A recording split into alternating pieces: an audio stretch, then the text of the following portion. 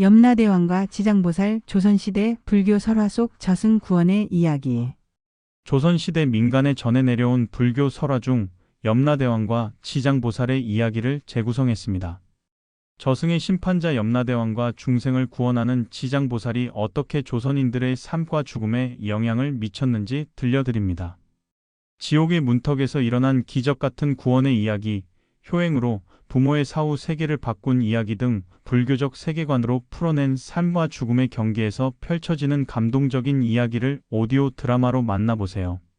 저승의 문턱, 호련히 죽음을 맞이한 효자 김생이 저승길로 끌려가는 장면과 염라대왕의 심판대 앞에 서게 됨. 조선 숙종시대 깊은 산자락에 자리한 작은 마을의 가을 저녁이었습니다. 낙엽이 소리 없이 내려앉는 밤, 초가집 처마 밑으로 스며드는 달빛만이 숨 가쁜 어머니의 얼굴을 비추고 있었습니다.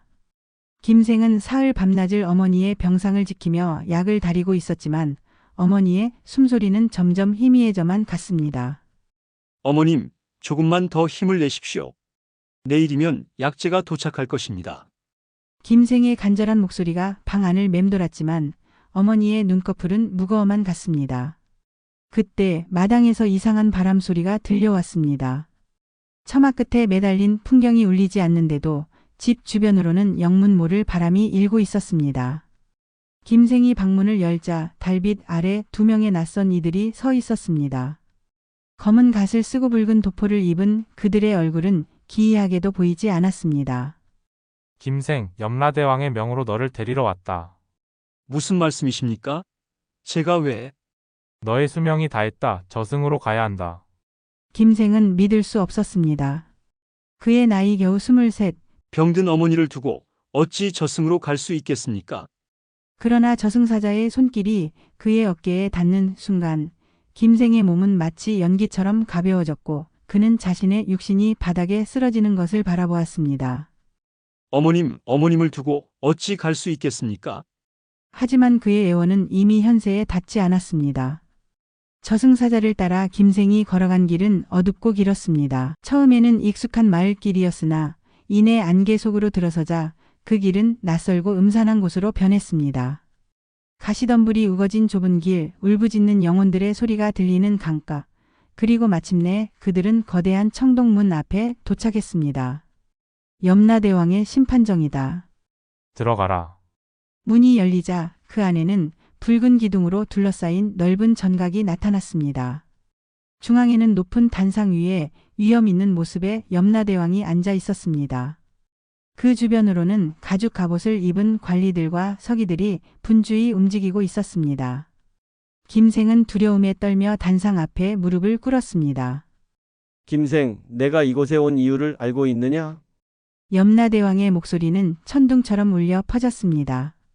김생은 고개를 들어 감히 왕의 얼굴을 바라보았습니다. 염라대왕의 얼굴은 엄중했지만 그 눈빛에는 깊은 지혜가 담겨 있었습니다. 대왕님, 제가 알기로는 아직 제 수명이 다하지 않았습니다. 어머님께서 중병을 앓고 계시니 속히 현세로 돌려보내 주십시오. 염라대왕은 탁자 위에 생사부를 펼쳐보았습니다. 그의 눈썹이 살짝 움직였습니다. 내 말이 맞다. 내 이름은 오늘 명부에 없다. 이는 분명 착오가 있었다. 그 순간 심판정 안에 푸른 빛이 일었고 서서히 한 모습이 나타났습니다. 자비로운 미소를 띤 지장보살이었습니다.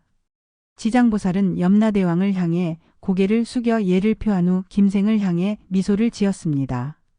이 젊은이는 평소 요성이 지극하여 하늘도 감동시켰습니다. 그가 현세로 돌아가 어머니의 임종을 지킬 수 있도록 해주십시오. 염라대왕은 고개를 끄덕였습니다. 그러나 이미 저승문을 넘은 자가 다시 현세로 돌아가는 것은 쉬운 일이 아니다. 그것은 천지의 이치를 어지럽히는 일이니. 지장보살은 조용히 염라대왕의 말을 들은 후 말했습니다. 그의 어머니는 이제 며칠 남지 않았습니다. 그가 돌아가 어머니의 마지막을 지키고 장례를 치른 후 다시 이곳으로 돌아오게 하는 것은 어떻겠습니까?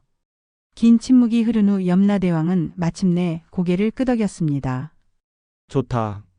김생, 너에게 사흘의 시간을 준다. 어머니의 임종을 지키고 장례를 치른 후 넷째 날 새벽이 되면 저승사자가 다시 너를 데리러 갈 것이다. 김생은 기쁨과 슬픔이 교차하는 복잡한 마음으로 고개를 숙였습니다. 어머니를 다시 볼 수 있다는 기쁨과 결국은 돌아와야 한다는 슬픔이 그의 마음을 덮었습니다. 감사합니다, 대왕님. 지장보살이 김생의 등에 손을 얹자 그의 몸은 다시 가벼워졌고 방금 전까지 있었던 심판정은 안개처럼 흩어졌습니다. 김생의 의식이 다시 돌아왔을 때 그는 자신의 방에 누워 있었고 어머니는 여전히 힘겹게 숨을 쉬고 있었습니다. 지장보살의 등장. 김생의 효행을 알게 된 지장보살이 염라대왕 앞에 나타나 그를 변호하는 장면. 김생이 의식을 되찾은 것은 동이 트기 직전이었습니다.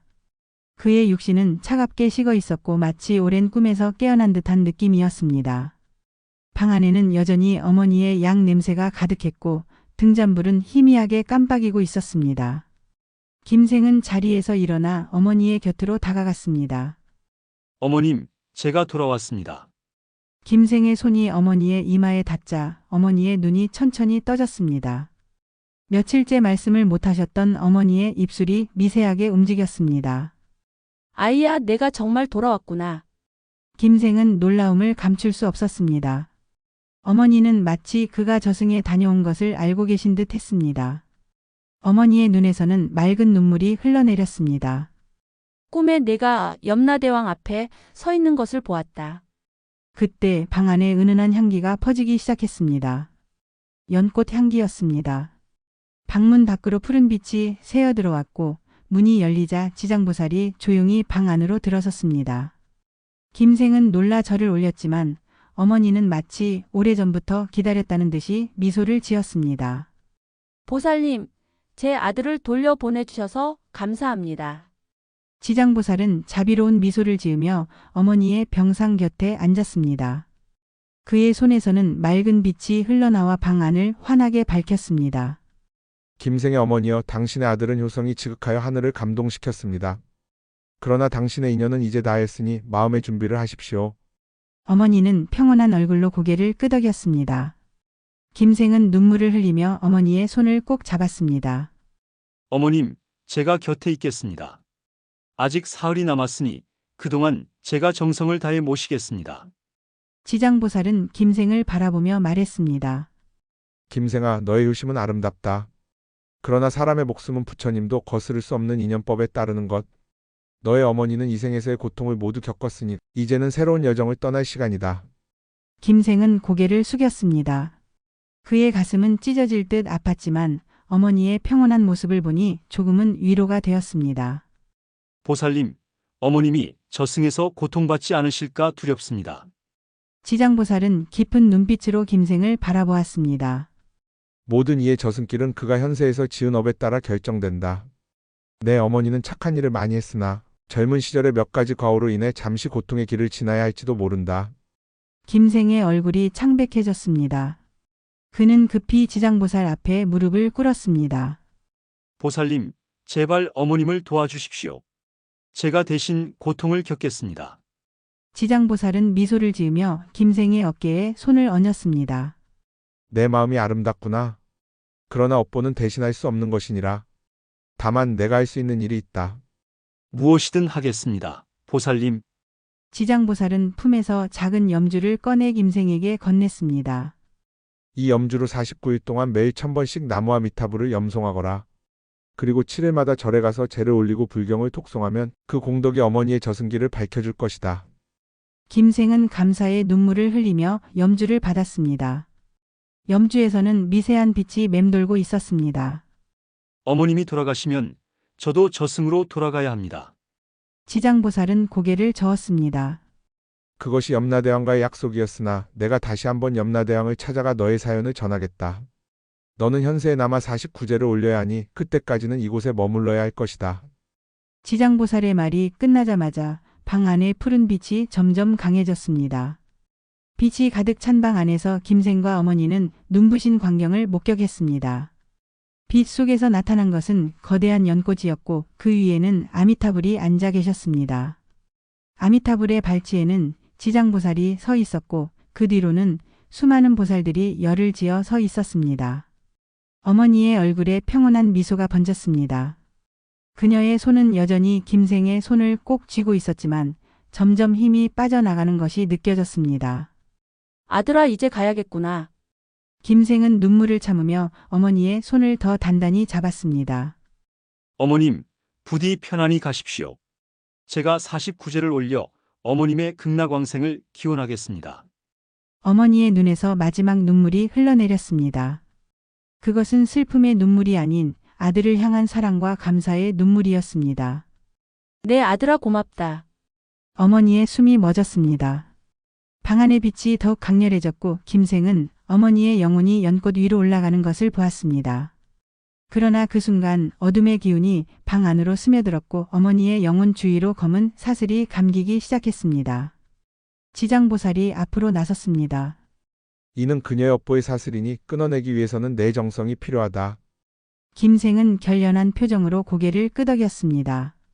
그는 어머니의 시신을 정성껏 닦고 깨끗한 수의로 갈아입혔습니다. 그리고 염주를 손에 쥐고 처음으로 나무와 미타불을 염송하기 시작했습니다. 방 밖으로는 새벽이 밝아오고 있었고 멀리서 닭 울음소리가 들려왔습니다. 김생의 49일간의 여정이 시작되었습니다. 사흘간의 유예, 김생에게 현세로 돌아갈 기회가 주어져 어머니의 장례를 치르는 이야기. 김생의 어머니가 세상을 떠난 그날부터 마을에는 이상한 소문이 돌기 시작했습니다. 밤중에 김생의 집 주변으로 푸른빛이 감돌고 연꽃 향기가 마을 전체에 퍼진다는 것이었습니다. 마을 사람들은 이것이 김생의 효심이 하늘을 감동시켜 부처님이 내려오신 징조라고 수군거렸습니다. 김생은 어머니의 시신을 정성껏 모시고 장례를 준비했습니다. 염주를 손에 쥐고 밤새도록 불경을 읽는 그의 모습에 마을 사람들은 숙연해졌습니다.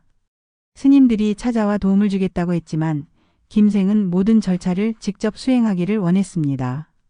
어머니의 영혼을 위해 제가 할 수 있는 마지막 효도입니다.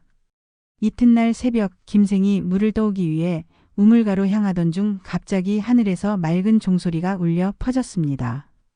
소리를 따라 고개를 들자 구름 사이로 지장보살이 내려오고 있었습니다. 마을 사람들은 이 광경을 보지 못했지만 김생에게는 선명하게 보였습니다. 김생아, 내 정성이 어머니의 영혼에게 닿았다. 그러나 아직 그녀는 저승의 심판을 받고 있으니 계속해서 기도를 올려야 한다. 김생은 지장보살 앞에 무릎을 꿇었습니다. 그의 눈에서는 눈물이 흘러내렸습니다. 보살님, 어머님은 지금 어디에 계십니까? 많이 괴로워하고 계신지요? 지장보살의 얼굴에 슬픈 그림자가 지나갔습니다. 그녀는 지금 염라대왕의 심판정에 있다. 그녀의 생전 선행과 악행이 저울에 달려 있으니 내가 올리는 정성에 따라 그 무게가 달라질 것이다. 김생은 결연한 표정으로 고개를 끄덕였습니다. 그는 서둘러 어머니의 장례를 준비했고 장례식 날 마을 전체가 모여 고인을 추모했습니다. 김생은 어머니의 영정 앞에서 머리를 조아리며 마지막 작별 인사를 했습니다. 어머님, 부디 편안히 가십시오. 아들이 49일 동안 매일 1000번씩 나무와 미타불을 염송하여 어머님의 극락왕생을 돕겠습니다. 장례식이 끝난 후 그날 밤 김생의 꿈에 어머니가 나타났습니다. 어머니는 검은 사슬에 묶인 채로 염라대왕의 심판정에 서 있었습니다. 어머니의 얼굴은 고통스러워 보였지만 김생을 보자 미소를 지었습니다. 아들아, 걱정 마라. 내 정성이 이곳까지 전해지고 있단다. 나는 괜찮을 것이니 너의 삶을 살아라. 김생이 어머니에게 다가가려 했지만 꿈은 그대로 흩어져 버렸습니다. 잠에서 깬 김생은 방 안에 가득한 연꽃 향기를 맡았고 창문 너머로 떠오르는 새벽빛이 보였습니다. 그것은 어머니가 세상을 떠난 지 사흘째 되는 날이었습니다. 김생은 몸을 일으켜 정갈하게 몸을 씻고 흰 도포로 갈아입었습니다. 오늘은 어머니를 위한 첫 번째 제를 올리는 날이었습니다. 그는 염주를 손에 쥐고 절을 향해 발걸음을 옮겼습니다. 가을 안개가 자욱한 길 위로 한 줄기 햇살이 그의 어깨를 비추었습니다. 어머니의 저승길, 김생의 어머니가 저승에서 겪는 시련과 업보의 무게. 저승의 시간은 현세와 다르게 흘러갑니다. 김생의 어머니가 염라대왕의 심판정에 선 것은 현세의 시간으로 어느덧 일주일이 지난 후였습니다. 염라대왕은 크고 무거운 생사부를 펼쳐 그녀의 삶을 하나하나 살펴보았습니다. 김씨 부인, 그대는 평생 선한 일을 많이 했으나 젊은 시절에 몇 가지 과오가 있으니 이를 심판하겠다. 어머니는 고개를 숙인 채 떨리는 목소리로 대답했습니다. 무엇이든 달게 받겠습니다. 대왕님, 염라대왕은 손을 들어 허공을 가리켰고 그 순간 허공에 어머니의 젊은 시절 모습이 비추어졌습니다. 그녀가 시장에서 물건을 팔며 손님들에게 거짓말을 하고 저울을 속이는 장면이었습니다. 이러한 행위로 인해 많은 이들이 피해를 입었으니 이에 대한 벌을 받아야 한다. 염라대왕의 명령이 떨어지자 붉은 도포를 입은 저승사자들이 다가와 어머니를 이끌고 갔습니다. 그들이 향한 곳은 칼산지옥이었습니다. 날카로운 칼이 빽빽이 심어진 산을 맨발로 걸어야 하는 곳이었습니다. 어머니는 공포에 떨었지만 그 순간 멀리서 은은한 불경 소리가 들려왔습니다. 그것은 김생이 현세에서 올리는 기도였습니다. 어머니의 발 아래로 갑자기 연꽃이 피어났고 그 꽃잎이 칼날을 덮어 그녀의 발을 보호해 주었습니다. 저승사자들은 놀라움을 금치 못했습니다. 이는 전례 없는 일이었기 때문입니다. 그들은 서둘러 어머니를 데리고 염라대왕에게 돌아갔습니다. 대왕님, 이상한 일이 일어났습니다. 칼산지옥의 칼날이 연꽃으로 변했습니다. 염라대왕은 깊은 생각에 잠겼습니다. 그때 심판정으로 지장보살이 들어섰습니다. 염라대왕님, 이 여인의 아들 김생이 현세에서 올리는 정성이 어머니에게 닿은 것입니다. 그의 유심히 어머니의 업보를 덜어주고 있으니 다른 방법으로 심판해 주십시오. 염라대왕은 고개를 끄덕이며 생사부를 다시 펼쳤습니다. 그렇다면 다른 과오를 살펴보자. 이번에는 어머니가 이웃의 장독대에서 몰래 간장을 훔쳐가는 장면이 비추어졌습니다. 염라대왕은 이에 대한 벌로 끓는 쇳물이 가득한 냄비에 손을 담그게 하라고 명령했습니다. 어머니가 끓는 쇳물 앞에 섰을 때 다시 한번 멀리서 불경 소리가 들려왔습니다. 이번에는 더 강하고 맑은 소리였습니다. 그것은 김생이 첫 번째 제를 올리며 부처님께 간절히 기도하는 소리였습니다. 끓는 쇳물은 갑자기 맑은 연못으로 변했고 어머니의 손을 담그자 그녀의 평생 지은 죄가 씻겨 내려갔습니다. 염라대왕과 모든 저승사자들은 경이로움을 느꼈습니다. 이것은 현세와 저승을 넘나드는 효심의 기적이었습니다. 염라대왕은 지장보살을 바라보며 말했습니다. 보살님, 이 여인의 아들의 정성이 놀랍습니다. 그러나 아직 그녀의 업보가 완전히 소멸된 것은 아니니 그녀는 49일 동안 중음계에 머물며 아들의 기도를 기다려야 할 것입니다. 지장보살은 미소를 지으며 고개를 끄덕였습니다. 그리고 어머니에게 다가가 부드럽게 말했습니다. 김생의 어머니여, 당신의 아들이 현세에서 당신을 위해 정성을 다하고 있습니다. 49일이 지나면 당신은 극락세계로 갈 수 있을 것입니다. 그때까지 내가 당신 곁을 지키겠습니다. 어머니의 눈에서는 감사의 눈물이 흘러내렸습니다. 그녀는 이제 두려움 없이 중음계에서 아들의 기도가 완성되기를 기다릴 수 있었습니다. 49제의 공덕. 김생이 어머니를 위해 올리는 49제와 불경 독송의 효험. 7번의 초승달이 떠오르고 지는 동안 김생은 한 번도 빠짐없이 어머니를 위한 제를 올렸습니다. 매일 1000번씩 나무와 미타불을 염송하고 7일마다 절을 찾아 불경을 읽었습니다. 그의 목소리는 점점 쉬어갔지만 마음은 날로 맑아져 갔습니다. 27이 되는 날 세 번째 제를 올리던 중 김생은 법당 안에서 이상한 빛을 보았습니다. 향불 사이로 피어오른 연기가 갑자기 맑은 빛으로 변했고 그 빛 속에 어머니의 모습이 비추어졌습니다. 어머니는 29살 꽃다운 나이로 돌아가 있었고 그녀의 얼굴에는 평온함이 감돌고 있었습니다. 어머님, 김생의 부르짖음에 스님들이 놀라 쳐다보았지만 그 빛은 오직 김생의 눈에만 보이는 것이었습니다. 어머니는 미소를 지으며 김생을 바라보았습니다. 아들아, 내 정성이 저승에까지 다 내 고통이 줄어들고 있단다. 지장보살님께서 나를 중음계에서 보살펴 주시니 걱정 말거라. 어머니의 목소리는 맑은 연꽃 향기처럼 김생의 마음에 스며들었습니다. 그는 눈물을 흘리며 어머니를 향해 합장했습니다. 어머님, 49일이 끝나면 부디 극락으로 가십시오. 제가 이 세상에서 할 수 있는 모든 정성을 다하겠습니다. 어머니의 모습이 서서히 사라지며 그녀의 마지막 말이 들려왔습니다. 아들아, 내 자신의 삶도 소중히 여기거라. 내가 떠난 후에도 너는 계속 살아가야 한다. 김생은 그날 밤 절에 머물며 새벽까지 불경을 읽었습니다. 그의 목소리가 법당에 울려 퍼질 때마다 부처님의 미소가 더욱 환해지는 것 같았습니다. 마을로 돌아온 김생은 이웃들을 위해 선행을 베풀기 시작했습니다. 어머니의 마지막 말씀을 가슴에 새기고 그는 자신의 삶도 소중히 여기기로 했습니다. 가난한 이웃에게 쌀을 나누어주고 병든 아이들을 위해 약을 구해주었습니다. 그가 베푸는 선행마다 저승에 있는 어머니의 업보가 조금씩 줄어들고 있음을 그는 알지 못했습니다. 40이 되는 날 6번째 제를 올리러 절에 간 김생은 꿈에서 지장보살을 만났습니다. 지장보살은 환한 미소를 지으며 말했습니다. 김생아, 내 어머니의 업보가 거의 소멸되었다. 이제 마지막 7번째 제를 올리면 그녀는 서방 정토로 갈 수 있을 것이다. 김생은 기쁨에 넘쳐 지장보살 앞에 엎드렸습니다. 보살님, 어머님이 극락으로 가실 수 있다니 이 이상의 기쁨이 어디 있겠습니까? 지장보살은 김생의 머리를 쓰다듬으며 말했습니다. 내 이웃심이 하늘을 감동시켰다. 내가 베푼 선행은 내 어머니뿐 아니라 많은 중생들에게도 도움이 되고 있느니라. 김생이 잠에서 깨어났을 때 그의 마음은 더없이 평화로웠습니다. 그는 마지막 제를 준비하기 위해 정성을 다했습니다.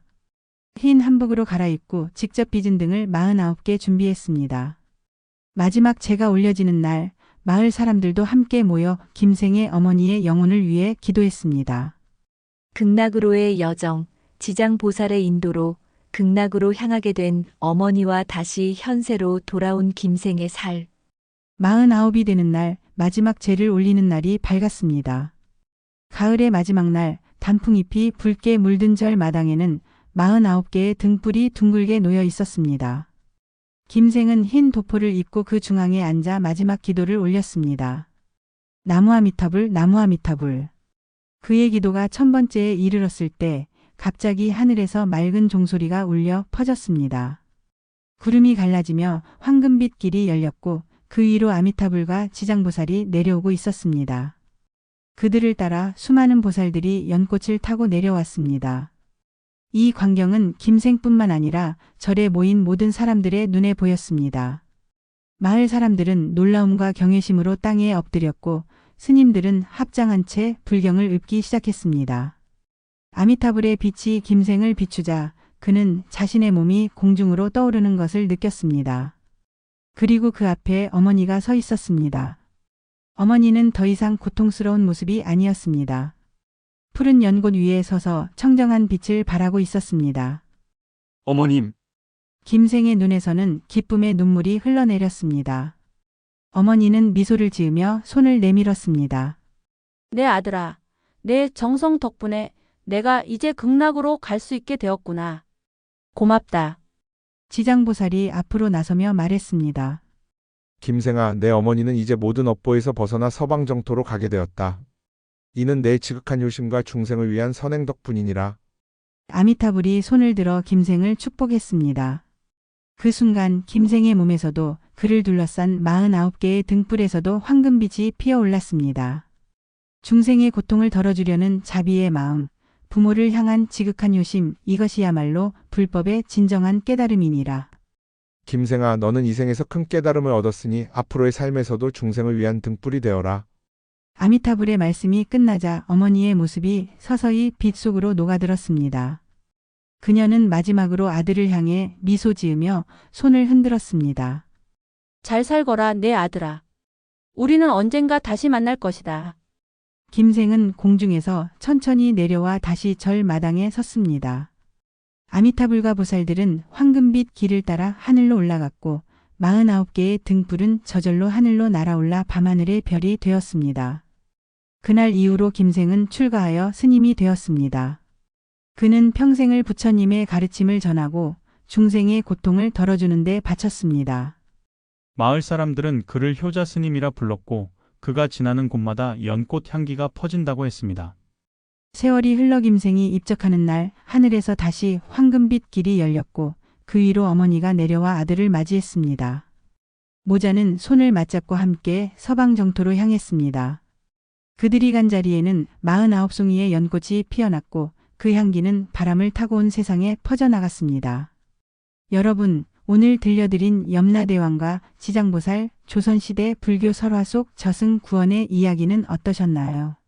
불교에서는 우리가 현세에서 행하는 선행과 정성이 저승에서의 운명을 바꿀 수 있다고 이야기합니다. 특히 효행은 가장 큰 공덕을 쌓는 일이라 여겨졌지요. 조선시대에는 이런 불교적 세계관이 민간 신앙과 결합해 다양한 설화로 전해져 왔습니다. 저승에서의 심판 49제의 의미, 극락왕생을 위한 기도는 오늘날에도 우리 문화 속에 깊이 자리하고 있습니다.